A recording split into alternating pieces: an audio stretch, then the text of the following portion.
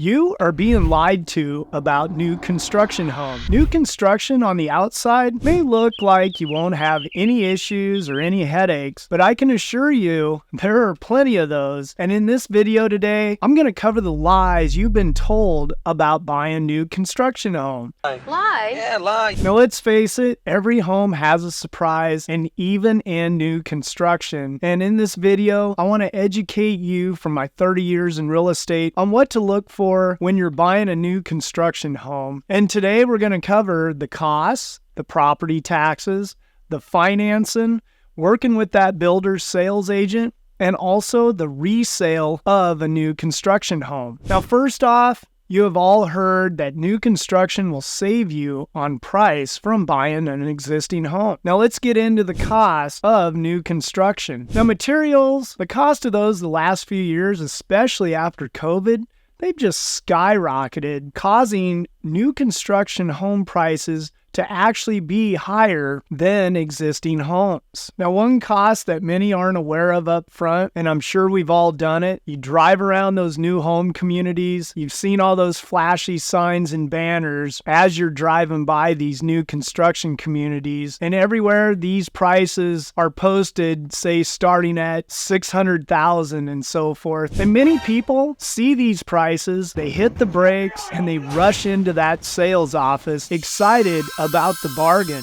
But wait, most of the time, that's just to get you into the door. I mean, once you get in there to that sales rep in the office and you sit down with them and you're excited to hear about the home, they will get that computer out and basically they're going to ask you the questions on what type of upgrades and so forth that you want on that home. Now, the first thing that you will look at is the lot, and you'll be told about what's called lot premiums. And you have to keep in mind, the lot premiums change. Say, for instance, if you're going to look at a home located on a cul-de-sac, or maybe you're looking at a lot that has a wide open green space, or maybe there's one that just has amazing views. Well, these all come at additional prices. So yes, if you choose a different lot than what is on their standard sheet, keep that in mind. And also keep in mind, you can spend anywhere from $5,000 onwards to $50,000 or even higher, depending on what part of the country that you are at, of course. Now, the next thing that sales agent's going to go over with you are those upgrades on the home. Now, I'm sure you've all looked at new construction homes and you have walked through those model homes when you first get there.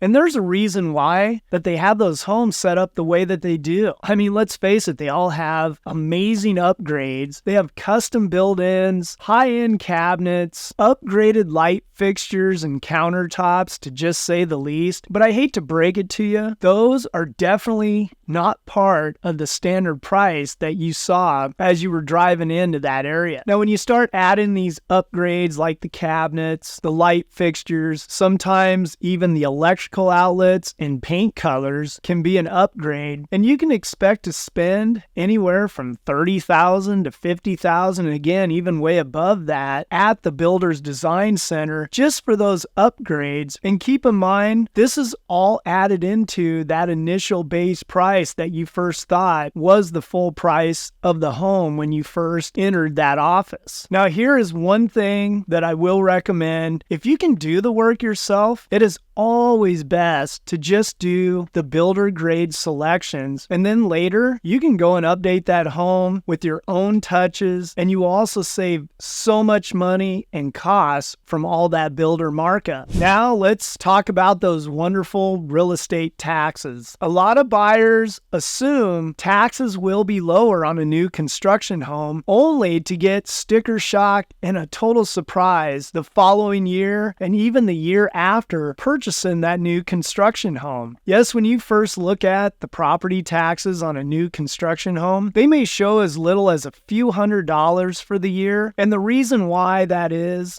calculated on that initial lot with no improvements. And once that home closes and say the other homes start selling around you, you will get a new tax assessment. And what was a few $100s may all of a sudden change to $4,000 to $5,000 a year or even higher. And if you are located in a metro tax district, that's even an additional expense on top of all that. So just make sure that you and your lender, if you're getting a loan, figure that in and what the estimated taxes are going to be on a new assessment when you're first out looking at new construction homes. Now, when I did lending back in my days, we'd always use at least a 1% factor for the tax payment, but you can also research, find out what that mill levy is in the area to figure the property tax, but just do not use that initial real estate tax, as you're going to be in for a sticker shock later. And also, you may even want to search the homes in that immediate area that are existing and just see how much their real estate taxes are as well, that you may just pass on that area altogether.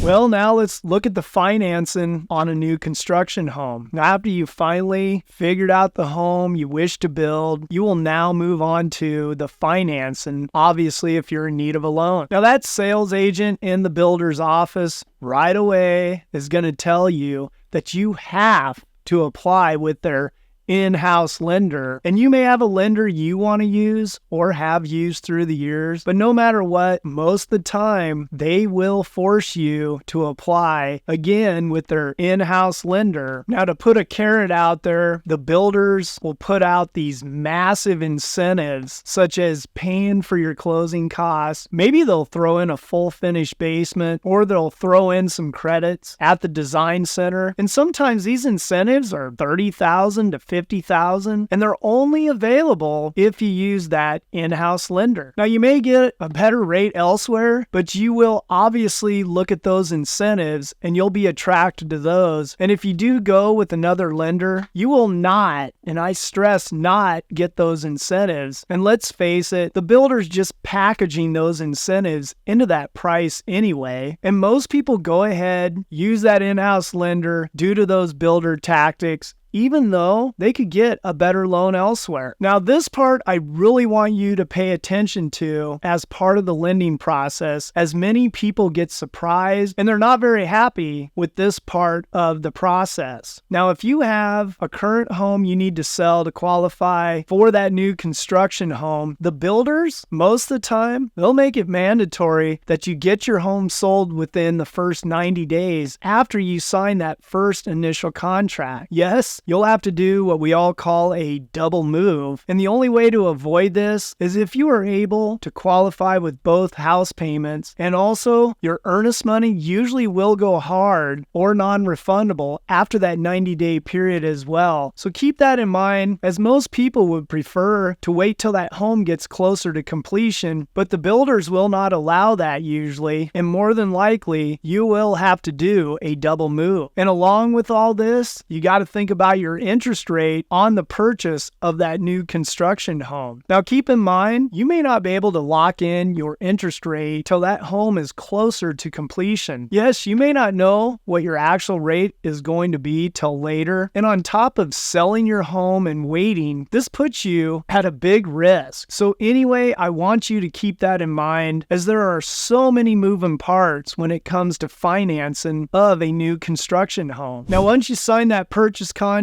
on that new construction home and you have all your financing in place, now you're excited and move on to the construction phase and what we all call the waiting game. Now, those dates on that contract may make you feel like that home will be finished in, say, 8 months or so, and that is not always the case. There are usually construction delays along the way, and things like weather can delay construction, and also materials can also delay the completion of that home as well. And now all of a sudden, that 8-month close has now moved out a month, maybe 2. Always assume the worst and do not read those dates on the contract as firm dates, as I can assure you, the builders are on their time, they're not on yours. Now, a big misunderstanding most buyers of new construction homes have all the time, they feel like they need to work with that sales agent that is sitting in the builder's office. Now, a lot of people feel that they're going to get a better deal on that home if they use that salesperson in the office. Well, that's completely false. For one, they're not going to cannibalize the area by lowering the prices on their homes, and they also already figured in